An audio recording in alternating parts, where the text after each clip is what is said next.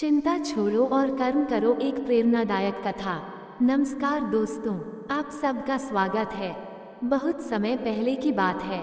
एक प्रसिद्ध संत थे जिनके शिष्य दूर दूर से आकर ज्ञान अर्जित करते थे। उनकी वाणी में गहरा प्रभाव था और वे जीवन की जटिलताओं को सरल कहानियों के माध्यम से समझाने में निपुण थे। शिष्य की दुविधा। एक दिन एक शिष्य उनके पास आया और बोला, गुरुजी, आपने हमेशा कहा है कि सब कुछ उस परमेश्वर की इच्छा से होता है। वही करने वाला है, वही पालनहार है, वही सबकी चिंता करता है। परंतु मुझे एक बात समझ में नहीं आती, यदि हम कुछ भी न करें, केवल बैठकर इंतजार करें, तो क्या सच में हमें भोजन मिलेगा? यदि मैं एक दिन काम पर न जाऊं, कुछ न करूं, तो क्या भगवान मेरी और मेरे परिवार की भूख मिटा देंगे? गुरुजी मुस्कुराए और बोले, बिल्कुल, भगवान सबका पालनहार है। लेकिन क्या वह ऐसे ही देता है? चलो, मैं तुम्हें एक कहानी सुनाता हूँ, जिसे सुनने के बाद तुम्हें अपनी चिंता का उत्तर मिल जाएगा। बाजीगर की परीक्षा। एक समय की बात है, एक बाजीगर था जो रोज गांव गांव जाकर अपनी कला दिखाता और लोगों से भीख मांगकर अपना और अपने परिवार का पेट पालता था। एक दिन उसकी मुलाकात एक फकीर से हुई। फकीर ने उससे कहा, हे भाई, ये संसार मालिक की मर्जी से चलता है। वह सबकी चिंता करता है। जो उसके भरोसे रहते हैं, उन्हें कभी कोई कमी नहीं होती।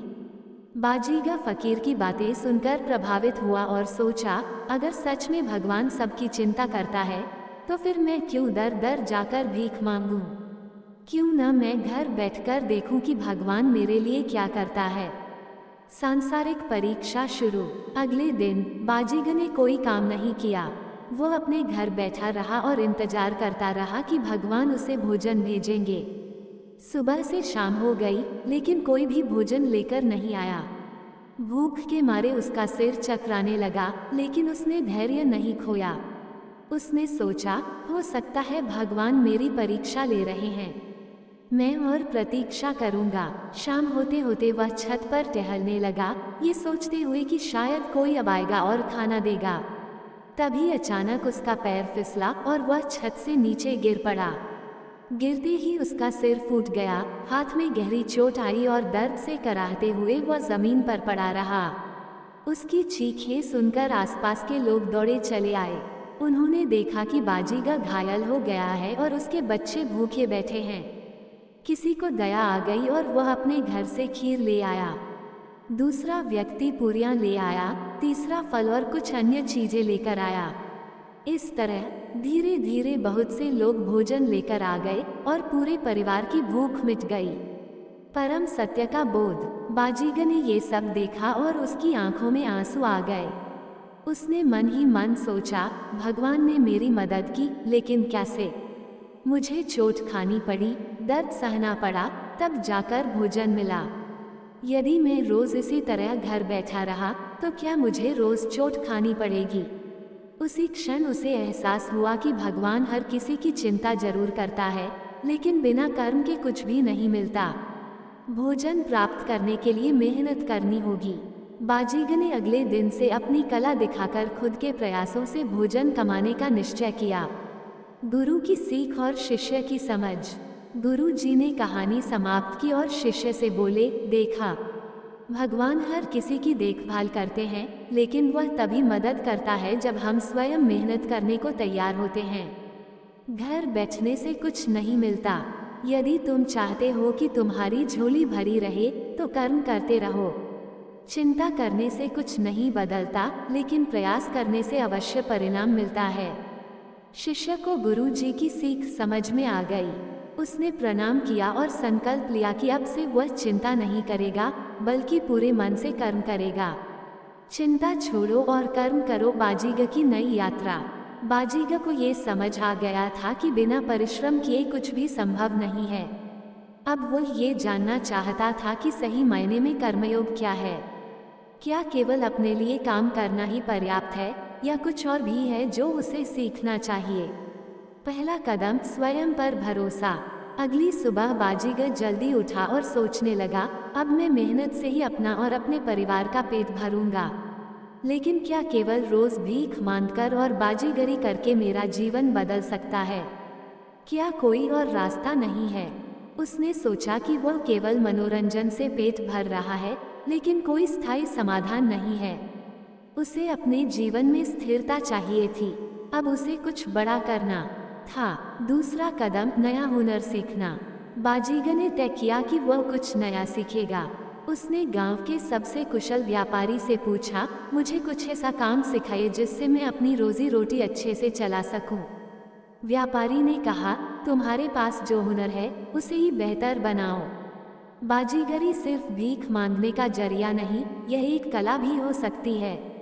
अगर तुम इसे सही तरीके से सीखो तो लोग तुम्हें पैसे देंगे, सम्मान देंगे और तुम्हें भीख नहीं मांगनी पड़ेगी। बाजीगर को ये बात समझ में आ गई। उसने अपनी बाजीगरी को एक नए स्तर पर ले जाने का फैसला किया। तीसरा कदम, अभ्यास और दृढ़ निश्चय। अब उसने घंटों अभ्यास करना शुरू किया। पहले वह साधारण खेल दिखाता था, लेकिन अब वह नए करतब सीखने लगा। उसने आग के गोले, रस्सी पर चलना और जादुई हाथों की चाल जैसी नई चीजें सीखीं। धीरे धीरे उसका प्रदर्शन इतना शानदार हो गया कि गांव के लोग उसे देखने आने लगे। पहले जो लोग उसे केवल कुछ पैसे या खाना देकर टाल देते थे, अब वे उसे सम्मान देने लगे। चौथा कदम, अवसर की तलाश। एक दिन गांव में एक बड़ा मेला लगा। राजा स्वयं उस मेले में आने वाले थे। बाजीगर ने सोचा, अगर मैं राजा के सामने अपना प्रदर्शन करूं, तो शायद मुझे एक नई पहचान मिल सकती है। लेकिन समस्या ये थी कि उसे उस मेले में प्रदर्शन करने की अनुमति नहीं थी। राजा के दरबार में केवल वही कलाकार जा सकते थे जो पहले से प्रसिद्ध हों। बाजीगर को हिम्मत नहीं हारी। वह मेले में गया और दर्शकों के बीच खड़ा होकर अपनी कला दिखाने लगा। धीरे धीरे लोगों की भीड़ जमा होने लगी। कुछ ही समय में उसका प्रदर्शन इतना प्रभावशाली हो गया कि राजा के दरबारियों ने भी उसे देखना शुरू कर दिया। पांचवा कदम, मेहनत का फल। राजा ने खुद देखा कि लोग कितने उत्साहित थे। उन्होंने बाजीगर को बुलाया और कहा, तुम बहुत अद्भुत कलाकार हो। मैं चाहता हूँ कि तुम मेरे दरबार में प्रदर्शन करो। यह बाजीगर के लिए जीवन बदलने वाला अवसर था। उसने विनम्रता से राजा को धन्यवाद दिया और दरबार में प्रदर्शन किया। राजा इतना प्रभावित हुए कि उन्होंने उसे अपना राजकीय कलाकार घोषित कर दिया। अब वह न केवल सम्मानित हुआ, बल्कि उसे स्थायी आमदनी भी मिलने लगी। छठा कदम, दूसरों को सिखाना। समय बीतता गया और बाजीगर अब अमीर हो चुका था, लेकिन उसे याद था कि वह कभी एक गरीब था जो दूसरों पर निर्भर था। उसने सोचा, अगर मैं यहाँ तक पहुँच सकता हूँ, तो और भी लोग अपनी मेहनत से कुछ बड़ा कर सकते हैं। उसने गांव में एक स्कूल खोला, जहाँ वह गरीब बच्चों को बाजीगरी और अन्य कलाएं सिखाने लगा। उसका उद्देश्य ये था कि कोई भी व्यक्ति अपनी मेहनत से सफल हो सकता है, लेकिन इसके लिए सही दिशा में काम करना जरूरी है। अंतिम शिक्षा, भाग्य नहीं, कर्म बदलता है जीवन। कुछ वर्षों बाद वही शिष्य जो गुरुजी से प्रश्न पूछने आया था, एक दिन उसी गांव में पहुंचा। उसने देखा कि वही बाजीगर जो एक समय भीख मांगकर जीता था, अब एक सम्मानित कलाकार और शिक्षक बन चुका था। वह बाजीगर के पास गया और बोला, मैंने तुम्हारी कहानी सुनी थी, लेकिन मुझे यह नहीं पता था कि तुमने अपनी मेहनत से इतना कुछ पा लिया। अब मुझे गुरुजी की बात पूरी तरह समझ में आ गई। भगवान तभी मदद करता है जब हम खुद मेहनत करने को तैयार होते हैं। बाजीगर मुस्कुराया और बोला, सही कहा। मैंने इंतजार किया तो मुझे चोट लगी, लेकिन जब मैंने काम किया तो मुझे सम्मान मिला। यही जीवन का सत्य है। बाजीगर की नई राह, सेवा ही सच्चा कर्म। राजा का राजकीय कलाकार बनने के बाद बाजीगर का जीवन पूरी तरह बदल गया था। अब उसके पास दौलत थी, सम्मान था, लेकिन फिर भी उसके मन में एक सवाल बार बार उठता था, क्या सिर्फ अमीर बन जाना ही असली सफलता है? क्या मेरा उद्देश्य सिर्फ अपने लिए कमाना और जीना है? पहला कदम, असली खुशी की खोज। एक दिन वो अपने पुराने गांव लौटा। वहां उसने देखा कि कई गरीब लोग आज भी वैसे ही जीवन जी रहे थे जैसे वह पहले जिया करता था, अभाव में संघर्ष करते हुए।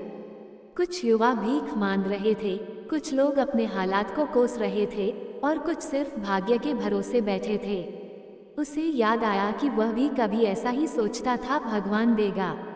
लेकिन उसने देखा कि सिर्फ भगवान के भरोसे रहने से कुछ नहीं बदलता, जब तक इंसान खुद कुछ करने को तैयार न हो। दूसरा कदम, बदलाव लाने का संकल्प। उस दिन से बाजीगर ने एक संकल्प लिया, अब मैं अपनी सफलता का उपयोग केवल खुद के लिए नहीं बल्कि दूसरों की मदद के लिए भी करूंगा। उसने गांव में एक स्कूल और प्रशिक्षण केंद्र खोला, जहां वह न केवल बाजीगरी सिखाने लगा बल्कि छोटे व्यापार, खेती और अन्य हुनर भी सिखाने लगा, जिससे लोग आत्मनिर्भर बन सकें। अब वो बच्चों को सिखाता, अगर कोई भूखा है तो उसे रोटी देना अच्छा है, लेकिन उसे मेहनत से रोटी कमाना सिखाना सबसे बड़ा दान है। धीरे धीरे गांव के हालात बदलने लगे।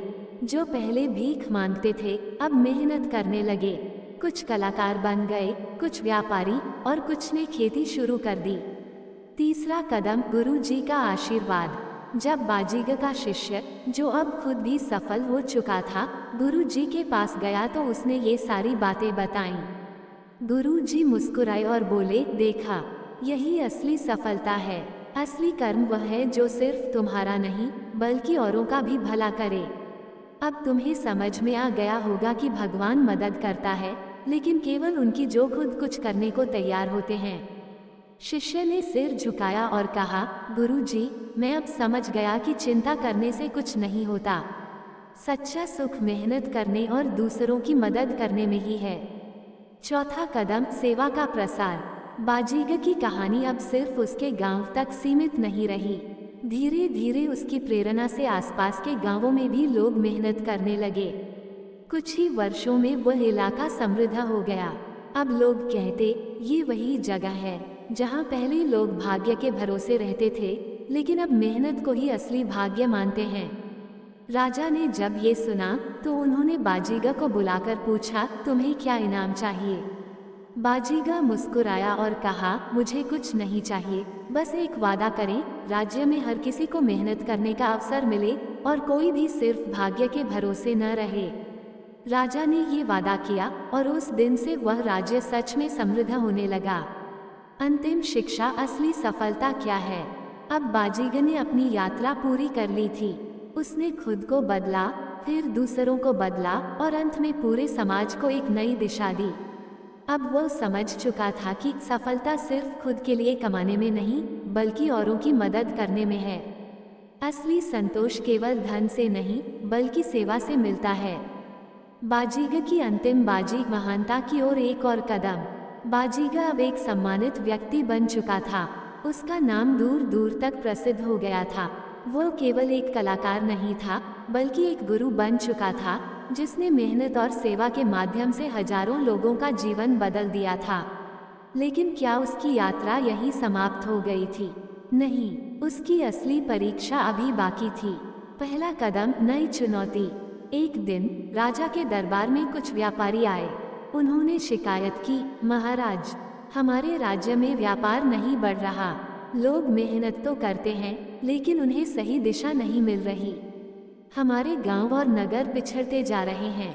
राजा चिंतित हो गए। उन्होंने तुरंत अपने सबसे बुद्धिमान सलाहकारों को बुलाया, लेकिन कोई समाधान नहीं सूझा।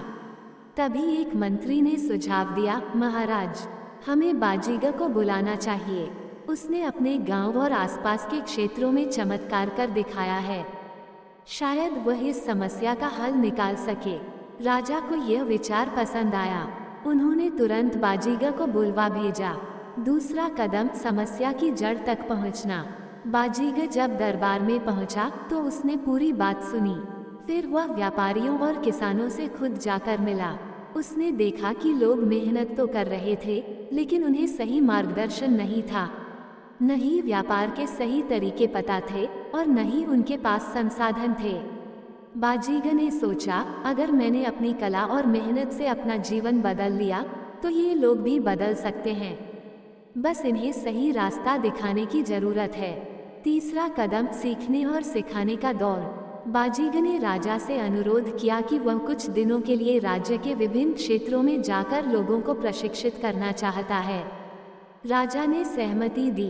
इसके बाद बाजीगर ने व्यापारियों को सिखाया कि किस प्रकार अपनी वस्तुओं को अच्छे से बेचना है, किसानों को बताया कि बेहतर खेती कैसे करनी है और शिल्पकारों को समझाया कि उनकी कला को दूर दूर तक कैसे पहुंचाया जा सकता है। लेकिन सिर्फ सिखाने से कुछ नहीं होता।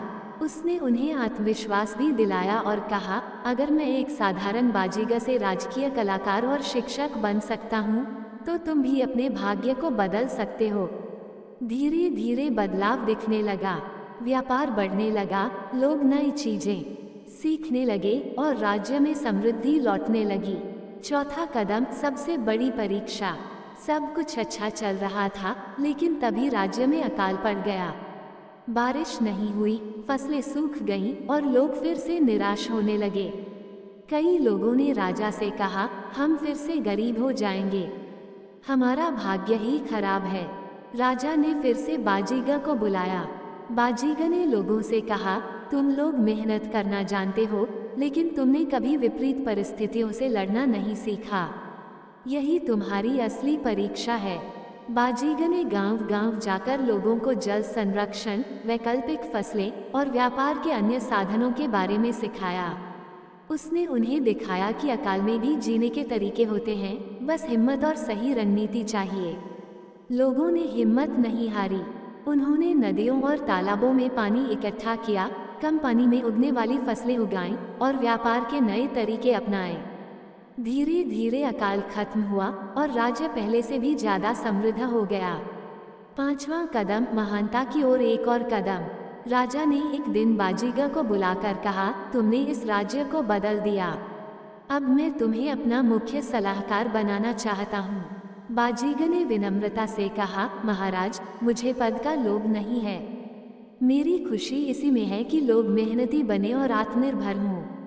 बस एक अनुरोध है, हमेशा अपने राज्य के लोगों को शिक्षित करने और आत्मनिर्भर बनाने का प्रयास करें। राजा ने ये वादा किया और इस तरह बाजीगर की कहानी केवल उसकी नहीं रही, वो पूरे राज्य के लिए प्रेरणा बन गया। अंतिम शिक्षा, जीवन का असली अर्थ। बाजीगर ने अपने जीवन में ये सिखाया कि मेहनत और हिम्मत से हर समस्या का हल निकल सकता है। सच्ची सफलता सिर्फ खुद के लिए नहीं, बल्कि औरों के लिए जीने में है। संदेश, भगवान सबकी चिंता करता है, लेकिन बिना कर्म के कुछ नहीं मिलता। जो मेहनत करता है वही फल पाता है। अगर यह कहानी आपको अच्छी लगी तो इसे औरों के साथ जरूर साझा करें ताकि यह संदेश सब तक पहुंचे। परिस्थितियां चाहे कैसी भी हों, मेहनत, बुद्धिमत्ता और सही मार्गदर्शन से हर मुश्किल आसान की जा सकती है। सफलता केवल पाने में नहीं, बल्कि दूसरों को सशक्त बनाने में है। अगर यह कहानी आपको प्रेरित करती है तो इसे औरों तक पहुंचाएं ताकि हर कोई कर्म की शक्ति को समझ सके। कर्म ही असली भाग्य है। जो मेहनत करता है वही आगे बढ़ता है। इंतजार करने वाले केवल समय खोते हैं, लेकिन जो प्रयास करते हैं वे अपना भविष्य खुद लिखते हैं। अगर यह कहानी आपको प्रेरणादायक लगी तो इसे औरों के साथ जरूर साझा करें ताकि यह संदेश सब तक पहुंचे। चिंता मत करो, कर्म करो। मेहनत ही असली पूजा है और सेवा ही सच्चा धर्म। अगर यह कहानी आपको प्रेरित करती है तो इसे औरों तक पहुंचाएं ताकि हर कोई कर्म की शक्ति को समझ सके। ये वीडियो आपको अच्छा लगा हो तो लाइक, शेयर और सब्सक्राइब करना ना भूलें और अपने परिवार दोस्तों के साथ शेयर जरूर करें। धन्यवाद।